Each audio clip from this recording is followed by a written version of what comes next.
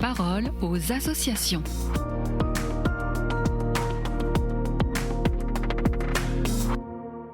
Bienvenue dans la parole aux associations. Aujourd'hui, je suis avec Aloïs Madamé. Bonjour Aloïs. Bonjour Agnès. Alors, vous êtes chargé de communication et de relations presse chez Au Captif La Libération et votre association accompagne depuis plus de 40 ans les personnes en situation de prostitution et œuvre pour montrer qu'il est possible de sortir de la prostitution.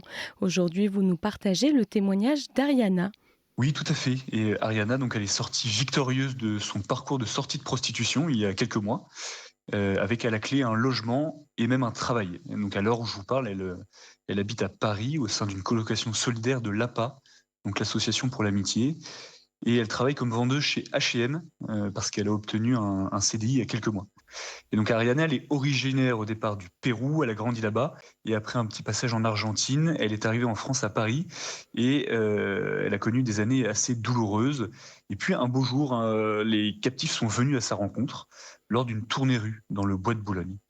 Alors ce qu'on appelle tournée rue chez les captifs, c'est une maraude qui est faite à main nue. Donc nous partons par binôme.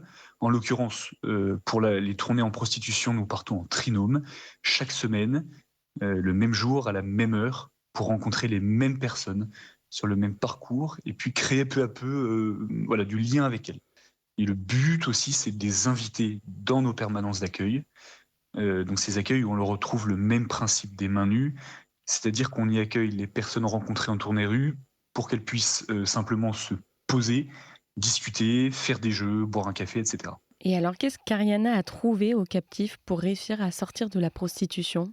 Eh bien, après les premières rencontres au Bois de Boulogne, elle a commencé à venir à nos permanences d'accueil, dans notre antenne Lazare, qui est située à proximité du bois et qui accompagne spécifiquement les personnes en situation de prostitution. Et alors là-bas, elle a fait la connaissance de l'équipe, des travailleurs sociaux, et comme elle dit, en fait, d'une véritable famille. C'est elle-même qui me disait les captifs, ce sont mes vrais amis. Tout ce qui m'est arrivé de positif depuis que je suis à Paris, c'est grâce à eux. Et quand je l'ai rencontrée, j'ai vraiment été frappé par l'immense gratitude qu'elle éprouve envers l'association et envers tous ceux qui l'ont aidée depuis qu'elle est arrivée. Même si, à l'heure où je vous parle, elle a un travail, elle a donc un logement, sa vie est stabilisée, eh bien, elle continue de venir de temps en temps aux permanences parce qu'elle sait qu'elle trouvera là-bas toujours une oreille attentive, une parole amicale, des rires, des discussions loin de tous les tracas du quotidien. Et alors, dans son parcours pour sortir de la prostitution, quelle a été la place de la foi ? Eh bien, comme elle me le répétait elle-même, elle a le sentiment d'avoir toujours eu une bonne étoile. C'est sa mère qui lui disait sans cesse tu es bénie. Et en fait, pour Ariana, cette bonne étoile, c'est Dieu. Et alors, si je reprends ses propres mots, elle me disait c'est ce Dieu qui me connaît, qui connaît ma vie, qui connaît mon histoire mieux que moi-même. Ce Dieu qui me conduit, il est toujours là.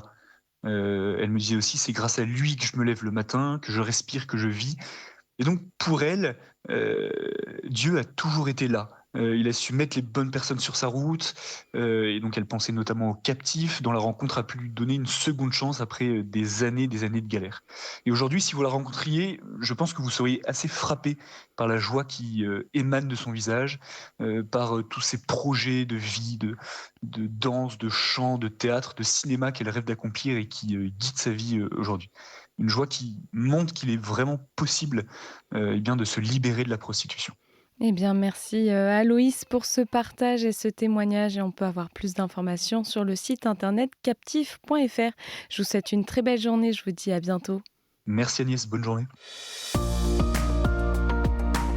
La parole aux associations.